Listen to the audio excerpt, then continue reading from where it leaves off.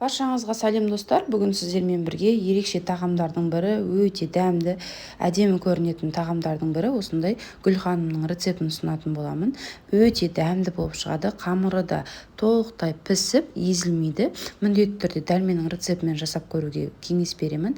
Видеоны соңына дейін қарап, каналыма тіркеліп, қасындағы қоңырау батырмасын басып қоюды ұмытпаңыздар. Ал ендеше бастаймыз. Ең әуелі ұнымызды електен өткізіп аламыз, үстіне тұзымызды саламыз және бір жұмыртқаны саламыз.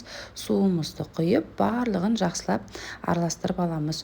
Құрамындағы заттарын төменде описание бөліміне қалдырамын, сол жерден қарасаңыздар болады. Ұнды артық мөлшерден қоспаңыздар, дәл осы рецептпен жасасаңыздар, сіздерде керемет тестасы дайын болады.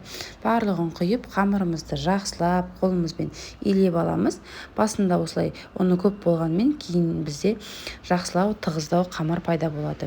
Қамырымызды неғұрлым жақсылап илесек, біздің қамырымыздың соғұрлым июі қанып жақсы шығатын болады. Мінекей бізде осындай тесто дайын болды. Енді маечкаға салып 10-15 минут шамасында тындырып қоямыз. Енді бізге 4-5 пияз керек болады және фарш қажет болады. Менде майлы фарш. Фарштарыңыз майлы болмаса, кішкене құйрық май қосып жіберсеңіздер болады.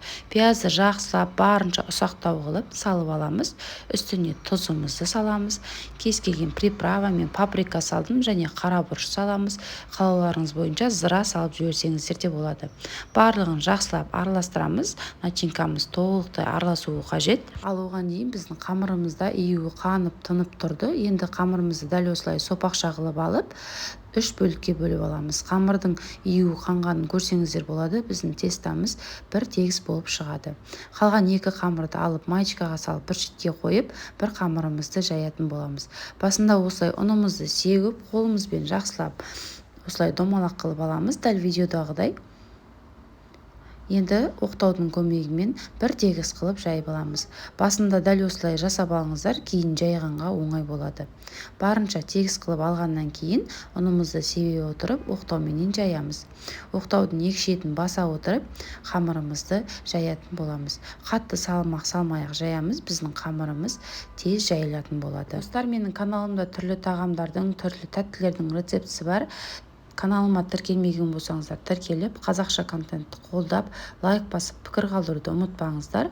Және WhatsApp желісінде өздеріңіздің достарыңызбен бөліссеңіздер де болады. Қамырымызды барынша жұқа қылып жаямыз. Неғұрлым жұқа қылсаңыздар, біздің жаңағы гүлханымдарымыз әдемі шығатын болады. Мінекей жұқа қылып алдым, астында сызықтары көрініп тұр. Енді дәл мен сияқты алғашында осылай пышақтың көмегімен қамырдың шет-шетін алып аламыз, кесіп, оларды да жақсылап түйетін боламыз. Мінекей барынша шетіндегі қамырларды бөлек алып алдым.